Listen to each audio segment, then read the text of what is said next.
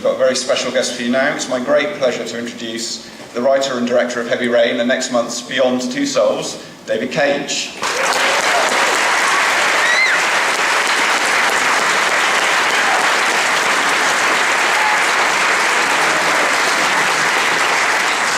Hello everyone, it's a real pleasure for me to be here with you today to tell you a little bit more about this game we developed for about 3 years now. Beyond is a game that we wanted to be different. So it's not a game, as you know, about shooting or jumping or driving cars. It's an emotional journey into the life of someone. So we wanted to create an experience that would be really unique, that would be very different from anything you've played. So I'm going to tell you a little bit more today about the game itself, the story, but also about how it plays, because this is mainly always the question. I mean, yeah, okay, there is a story, but what do I do? Is it just a long cutscene? Is there something to do? Is it just QTEs? It's always the question. Suspense. And I'm going to tell you a little bit more about how we created this game, how we worked with actors like Ellen Page and Willem Dafoe. But before we start, we had the great honor earlier this year to be the first video game ever to be in the official selection of the Tribeca Film Festival. So let's see a little bit what we showed there, which will be our introduction for today.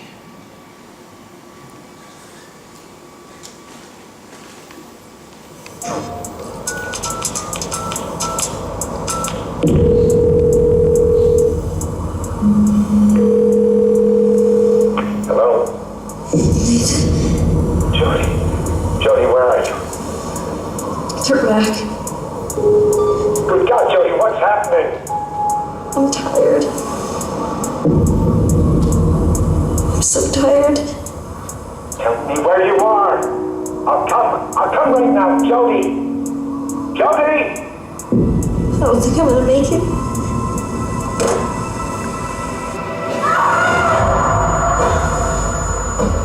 Ever since I was born, I've been linked to an entity.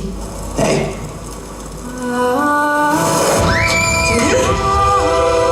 I know sometimes adults measure things too. Jody. Jody. Welcome back to my life, Jody. His name is Aiden, and he's always with me. What did you do to that boy? Susan, this is gonna stop if I'm either crazy or dead.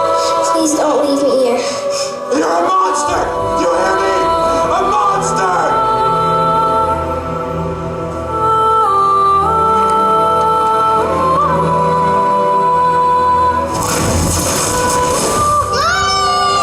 It's over, Jody. It's over. That kind of syndrome, Jody. Sometimes that I'm not proud of.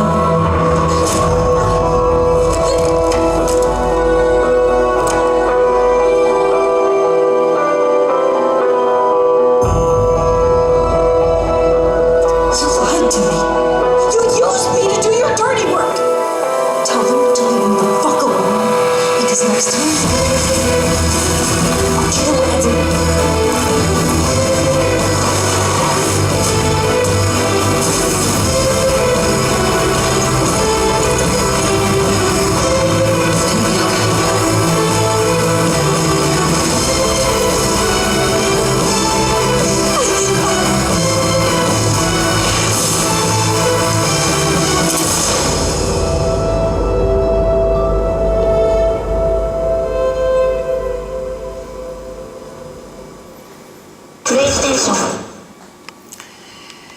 So,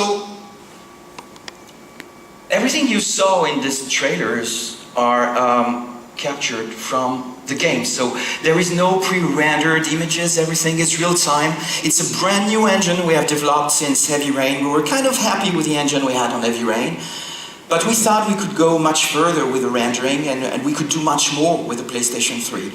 And actually what happened is that we were developing this PlayStation 4 engine in parallel because of the particular relationship we have with Sony. We work on the console for a little bit more than a year. And we started developing features on PlayStation 4 and we thought, okay, maybe there's a way we can adapt these features to make them work in a simpler version on a PlayStation 3 console. So we started adapting, for example, what we call physically based shaders, which is the way each material reflects light in a specific way. For example, plastic reflects light in a very specific way that is different from wood or from metal. And before, most material were reflecting light exactly the same way. With Beyond's engine, now each material has its own way. And we played with cinematography and lenses and depth of field and all these things that we try to improve to have better visuals. So, before we go back to the technique, let's talk a little bit about the game itself. Beyond is the story of this young woman called Jodie Holmes, who has a link with an invisible entity since the day she was born. And she doesn't know if this thing is a ghost or a spirit or the soul of someone who passed away, but this thing is always there with her. They are really tied together, they can't get separated. And this is not a situation that makes Jodie or the entity very happy. Jodie has only one wish, is that she could just be like anyone else and have a normal life.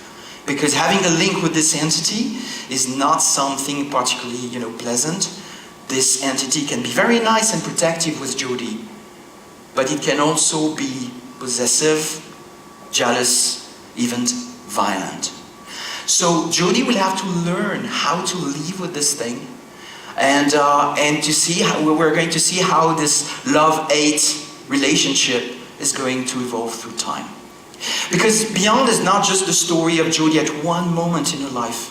The story takes place through 15 years of her life. We'll see her as a little girl when she's 8. We'll see her as a teenager. We'll see her as an adult. So the game takes place between 8 and 23 years old for Jodie. And we'll see how she changes through the years, how she learns, how she needs to accept who she is and this strange relationship with this entity. And the whole story is told in chronological disorder, what we call fragmented narrative. It's instead of having a timeline where you see as a kid, a teenager, an adult, actually we mix all the moments in a life. So this is a little bit disturbing at first when you play, say, okay, it jumps from one moment to another. But as you play the game, everything falls into place and you start to understand what's going on. So it was definitely a strange idea, certainly a risk for us to do something like this. And we thought, okay, people are going to be disturbed and they may not fully understand immediately what the story is about. But we thought, what's interesting with this thing is that it creates a very interesting momentum, very interesting dynamic for the story, because it's up to the player to connect the dots. And he will see some consequences before the causes. He will see one character that obviously you know very well before seeing the scene where you met him, etc., etc. But instead of being passive watching the story, you become also, the story becomes interactive at a macro level and you need to put the pieces of the puzzle together. And it gives you a real feeling of living the life of someone. And by the end of the story, our hope is that you really feel like you live the life of Jodie Holmes, because you know her since she was a little kid. You've been with her in the happy and difficult moments in her life. And you really feel like she's someone you know because you know where she comes from and what she went through. So this is about the story, which is, of course, extremely important in Beyond. I don't want to tell you too much, or even more than we already said, but we got very positive feedback from the first people who played the game, and I hope you'll enjoy the story. So let's talk a little bit about gameplay. Gameplay is always the key issue when you talk about interactive storytelling. It's always this big question: what is there to play in a story-driven experience? And you got different examples. When you look around, you got people who think that, we can have games that are just about violent actions in loops, and then we have nice cutscene in between, and then more violent actions in loop, and then more cutscene. But the story is only told through cutscenes, which is one thing. It gives a very strange, shoppy, in a way, experience where story and gameplay are totally separated. At the end of the spectrum, you have people like Steven Spielberg or George Lucas, very respected filmmakers, who said in an interview a couple of months ago that interactive storytelling is not possible. You can't do it, because what they say is that the second you give the control to the player, it's impossible to tell a story, the story is gone. So all this is very interesting between what this major talents of the film industry think and what the game industry currently does. We tried to find for several years at Quantic Dream a solution answering these questions and to show that yes, a story can be played. Not only can it be played, but it's also a very compelling, very unique, very interesting experience. It's not like a film. In a film, you watch the images on screen and you can get emotionally involved, but you cannot change what's going on. The story is told once for all. Where in a game, what's absolutely unique to this medium is the fact that you can change what's going on. You can be in the shoes of the main character, main protagonist of the story, and decide what you want to happen. You can make choices that will have consequences. And this is what makes this medium absolutely unique. So I don't make one interview without a journalist asking me, but hey, don't you want to make films? Hell, no, I'm making games. This is what I want to do. And I want to do this because it's absolutely a unique medium. It's the only one who can do this kind of things, who can put the player in the shoes of someone. But in order to do this, you need to think a little bit more about how you do it. I don't think that what this industry currently does is very, clever. Because when you separate gameplay and storytelling, and that your storytelling is only told through cutscenes, that doesn't work. It doesn't work because you kill, oh, a bit of story. And then kill, another bit of story. Okay, that's something. What would be more interesting and what we try to achieve is to make sure that it's the player who tells the story through his actions. The story is told by the player himself and not by cutscenes. So that was for us the main challenge. This is something we work on since Fahrenheit, Heavy Rain now. With Beyond, we try to find other solutions, even better, to better interlace narrative and interactivity. So let's see exactly how it works, because sometimes there is some anxiety about which button am I going to press to do this or that. Honestly, I'm more interested in what happens in your mind than what you do with your thumbs. But it's also interesting to know what you're going to do with your thumbs. So let's have a look.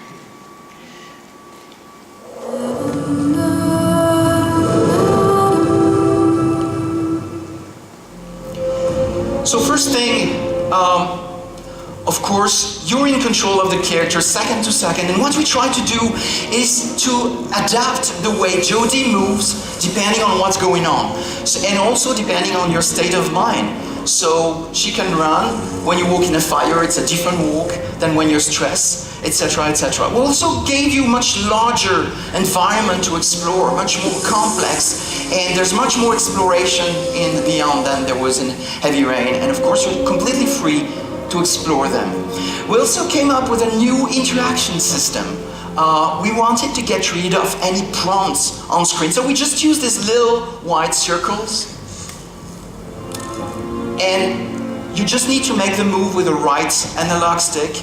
It's very simple. You go in the direction of the movement with the right analog stick, so it's not just pressing a button, it's really about unfolding the movement, and it's entirely based on motion and the sense of mimicry. It's more intuitive, but most of all it offers endless possibilities because it's contextual. So instead of having just a set of actions, you can do whatever you want. New system for action, no more QTEs. We use a system that is really based on bullet time, very simple, bullet time and motion.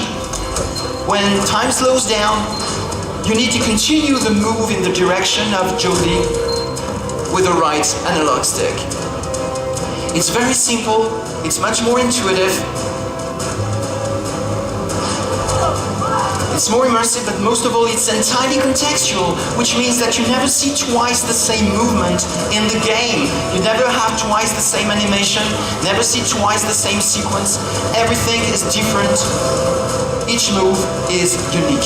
But the main part of the gameplay, and what is really new compared to Heavy Rain, is the fact that you can switch at any moment between Jodie and the entity.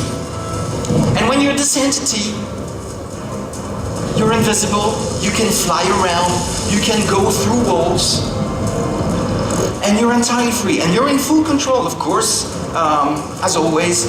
You can really go wherever you want. You can also see people's aura, and we'll get back to this in a moment, but you can also interact with matter in many different ways, with small objects or sometimes some more spectacular things, and you can interact with auras, depending on the colors of the aura, in many different ways. And there are different things that this entity can do interacting with people. It can choke them to death. He's dead! Or it can possess characters and then control them to make them do different things. And all these interactions combine to create an experience that is very fluid,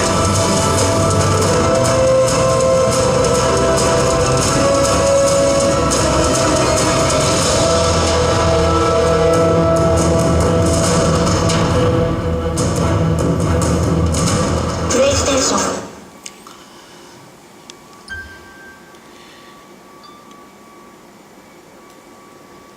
So that was it, very simple concept. With Jodie you interact with the real world. You can interact with people and matter in a normal way. With Aidan the ghost, you can do whatever a ghost can do. You're invisible, you can fly around, you can go through walls, interact with people and matter in a very specific way. And these are just some of the things that you can do.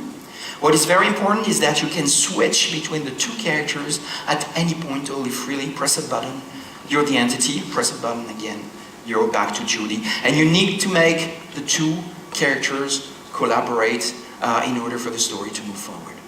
So as I said, what is very particular with this game, and that may be disturbing at the beginning, is the fact that you tell the story as you play. So don't wait for the cutscenes to make the game move forward. Actually, it's as you play, as you make decisions that you tell the story. And it's very interesting because we wanted to avoid to have, big flashing words telling you, oh, wait a second, there is a choice. Do you want to do this? Do you want to do that? No, we wanted all these choices to be organic and to be implied. We wanted you not even to know when you were making choices, just play this story, do what you think is right, and make the story move forward, because we thought that that was the most, organic experience, fluid experience that we could offer. And sometimes it's funny, when we tested the game, we had some people saying, oh, love the game, great experience, but was it a bit linear? Okay. And then we had round tables with these users to let them talk together, and they started talking about their experience, and they were saying, oh, did you see the scene where this and that happened? And the other player said, well, no, I didn't get that. And suddenly the conversation started, and people started to realize that they had very different experiences. What they thought was linear, because there was no obvious choices flashing in front of them, because everything was organic actually, their experiences were very different. They saw, missed different things, and they had very different versions of the scene. An interesting application of this idea is, how do we deal with game over situations? In most video games, what happens is that if you have not played the game the way the designer wanted you to play it, black screen, game over, go back in time, and replay again until you succeed. Which is fine for games that are really action-driven, but which doesn't work really for story-driven experiences. So we thought, okay, what else can we do to avoid this, because in the context of a story-driven experience, it doesn't really work. So we want to create an experience without game over. Let's try to give a consequence when you fail, a story-driven consequence, instead of giving you a black screen. So when you fail, you take a different branch and you'll have to deal with the consequences of your actions. Let's see a concrete example of that, because this is a little bit blurry. Let's try to make it clear. So this is taken from the scene called Hunted, where Jodie is a fugitive. She's searched by police forces, she's in a train, and she's sleeping. If you wake her up, you have a chance to evade and to escape. But if you didn't wake her up with the entity, Routine check. different version. Can I see your ID, please? The guys see you, realize who you are, but this is not a game over. This is not a game over situation. That leads you to a different part of the story, where now you're a prisoner. We'll get back to this. Let's go back to the version where you escaped. Okay, you managed to escape in the train. Eventually you get in the bathroom and you can go on the roof of the train and try to escape this way. That's just one of the options. That's one version of the scene. But remember, if you've been captured, you're a prisoner in this train compartment and you need to find a way to escape. There is a guard there. Maybe there's something you can do. Let's go back to another version much later. This is the very end of the scene. If you play, depending on how you play, you could have reached this moment, destroy the city and the people chasing you, and finish the scene, or get captured. And that's going to take you to another scene. No game over. Now you're a prisoner in this, car with soldiers, escorting you, and you need to find a way to escape. So this is something you guys will be able to test by yourself, because this is actually the playable demo of the game. Play with it and you will see how you can succeed or fail depending on how you play, and how the story takes that on board and provides different solutions, different stories, depending on how you play. We have a little time now to talk a little bit more about how we created the game. We're really proud to bring world-class talents like Ellen Page and Willem Dafoe to the game space. Working with them has been an absolutely amazing experience, and it's not just about Quantic Dream or me or Sony, it's about the game industry as such. I really think that they bring something we have rarely seen before, which is really a fantastic experience, fantastic performance, and this is really something that you don't just enjoy in cutscenes, as I said. I think that Ellen Page in particular really gave a heart and soul to a character in a way I have rarely seen before in a video game. So let's have a quick look about how all this thing worked.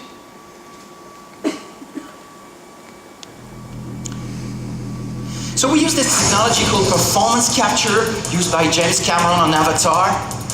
And this is our motion capture set in Paris. So it's this big empty space with 65 infrared cameras all around, so we can really film all in 360 degrees. And everything takes place in a small environment.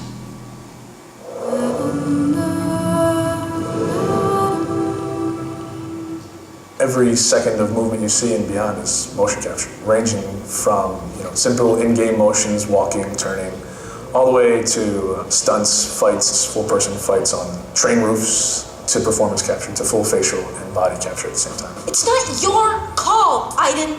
I can do what I want. It is unusual to go in and wear the suit and have these dots on your face, and it's interesting because you're kind of like limited in certain ways, but you're also way more free than when you shoot a movie. I mean, you could kind of do whatever you want.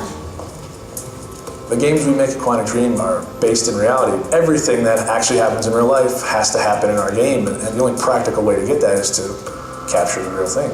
We have to rebuild the world out of cardboard and tape and foam. We have to make sure it matches what's in the game and we have to make sure that we can actually capture with it, because there are limitations to motion capture. So we have these very strange props that look really miserable, but they respect exactly the dimensions of the real set in 3D in the game, so all the contacts are fine. We can't use a car door in motion capture because it's shiny and it's really heavy. We can't see through it, so we have to build the approximate of a car door, but it has to at least have some of the real properties of a car door, because just closing a cardboard doesn't play the same as a real car door. You're in a car, and it's this ridiculous looking thing made out of 2x4s with a, steering wheel.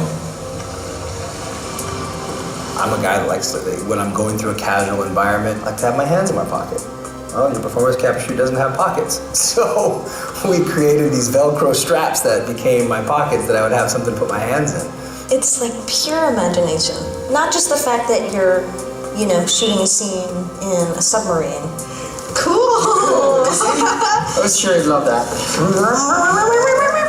Or you're getting briefed about this intense mission that you're about to go on in Somalia. Jamal Sheikh Sharif.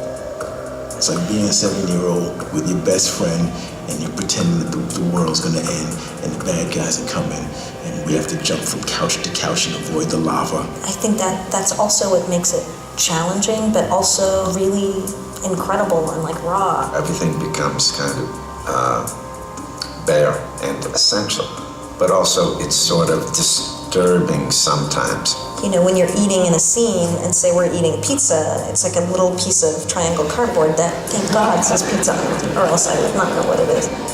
We built the helicopter where there is this very intense dialogue between Julie and Clayton. So everything was on wheels and we were moving the helicopter. Because I trusted you. Performance capture is digital acting. The trickiest part of performance capture is the preparation. It's getting people ready to perform. Depending on how many actors you have, it takes a while to put the 90+ markers on the face. They'll have to be placed specifically for them to work right on the rig. So you have 88 dots, these beads all over your face. Not only that, but you got all these hard ball-like Velcro things all over your body as well. It's going to pose a little bit of a challenge. I mean, All of these little balls.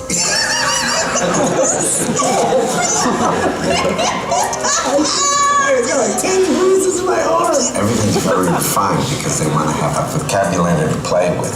So you try to be the material. You try to give them as much as you can. In our game, we have dozens of hours of image.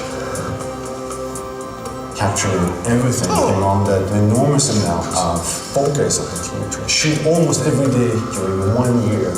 And then, of course, treating all this data, bringing it to the character in the game. Jody, where are you? Turn back. The game itself really requires emotion and subtlety, and I think there's no other way to capture all that than the way we're doing it. They rely on each other. We couldn't get this performance without performance capture, and it wouldn't be worth getting unless it was from these people. It's a really great mix of technology and talent.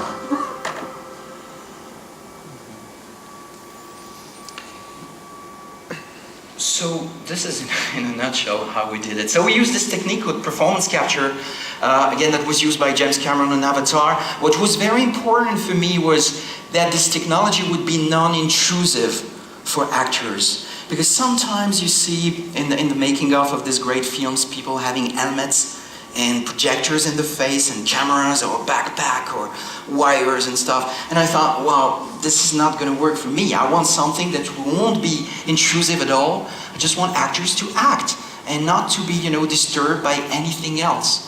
So we developed this very simple, actually, technology that allows to capture an actor just with, 90 dots on the face, about 90 dots on the body. These shiny balls, and this is how we captured everything. What is really special, if you want to know some of the secrets behind this game, it's the fact that we shot all actors together at the same time. And that's a big revolution. What you need to understand is that most games, even today, and this is how we captured Heavy Rain, are shot in 2 different takes. That means that you are in a sound booth first with an actor and you record the voice and his face.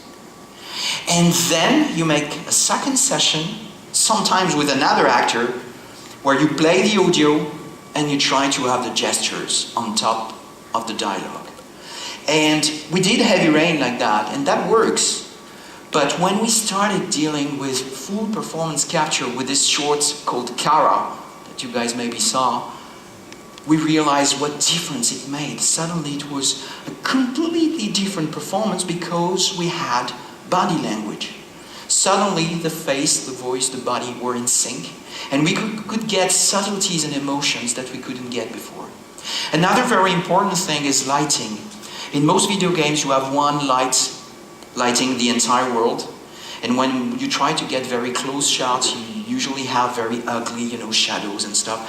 Here every shot has a specific light, so it's like in cinema. In cinema, when each shot has a specific lighting system, same thing here. So we have about 30,000 shots in the game.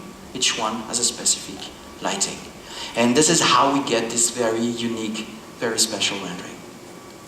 One last word about the actors. Working with Ellen and Willem has been fantastic, as you can imagine. It's been quite a strange experience for them because on their first day, all actors had the same reaction. They just arrived and we tried to prepare them. We talked to them, we showed them videos, so by the time they come to the studio, they know what they're gonna do. But still, they arrived in this big empty space, look around, say, okay, where is the camera? Well, there is no camera. The camera's all around, okay? And what about the lighting? What about my marks on the floor? Where are the mics? And there's nothing like this. It's just you just act. There's no constraint, there's no point of view. Don't worry about the lighting, don't worry about the sound, we take care of everything, just act. And on the first day, they were all really disturbed, like, oh my God, I have no constraint. And on the second day, they thought, wait a minute, I'm free. I don't need to worry about all these things, I can just act. And that was exactly what we wanted. It's really like stage acting in a way, because you just have to deal with your script, your character, and your partners. And that's pretty much it. One last word, before we finish. A very important feature for us is something we learned from Heavy Rain. On Heavy Rain, talking to fans, we discovered that many people played the game with someone else, which was something very interesting and very new. There was this person holding the controller and playing, but there was the second person who was not a gamer, who just arrived and played a little bit the puppet master. Do this, do that, don't go there, shut up. Okay, can see that you experienced that, okay, good. And we thought, okay, that's very, very interesting. And sometimes it was the girlfriend or the wife, sometimes it was a friend who was not a gamer, sometimes it was the parents or even the grandparents. There was a guy who told me he played the entire game with his grandmother. Cool. And what we thought was, okay, what can we do to allow this second person to interact with the experience, not just watch and play the puppet master, but actually play. And it was a very simple answer for us on Beyond, because we had two characters. So one player could control one character while the second player could control the entity or Jodie. And they could play together, so we implemented this two-player mode in the game. But we thought, okay, that's great for people who are gamers, but there are also many people who are not used to this DualShock controller that is absolutely fantastic for hardcore gamers. But not everybody was born with a DualShock controller in their hands. There are some people who think like, wow, I don't even know how to hold this thing, this piece of plastic, there are buttons all over the place. And we thought, okay, what can we do to allow these people to play and enjoy Beyond? And we were looking for a device that would be simple, accessible, that everybody would have, and we thought, all touchscreen devices, they are the right solution, they are the right answer. So we developed this free app called Beyond Touch that will allow you to replace the DualShock controller by any touchscreen device. It's available on iOS and Android. It works with phones or tablets. It connects to the console via Wi-Fi, very simply. And from this point, you can play the entire game in single player mode if you want, just using your iPhone. That's what you want. Just with one finger. It's a very simplified interface, makes the game very accessible. Where it becomes interesting is that you can play with someone. So if you're a gamer, take the DualShock controller. If you play with someone who is not a gamer, the second person will have a touchscreen device and you can play together. And for us, this is a key feature in the game. We try to expand the audience of games. We come to them with a story-driven experience with Ellen Page, Willem Dafoe, original soundtrack produced by Hans Zimmer, so should have a great soundtrack, and try to make the game accessible to more people by changing some of the paradigms of video games, including controls, but also including gameplay. And this is it for me. I don't know if we have time for Q&A. Unfortunately, sorry. That means no. We have to wrap the session up now because we have to get ready for the next session. So please. Guys, thank you very much.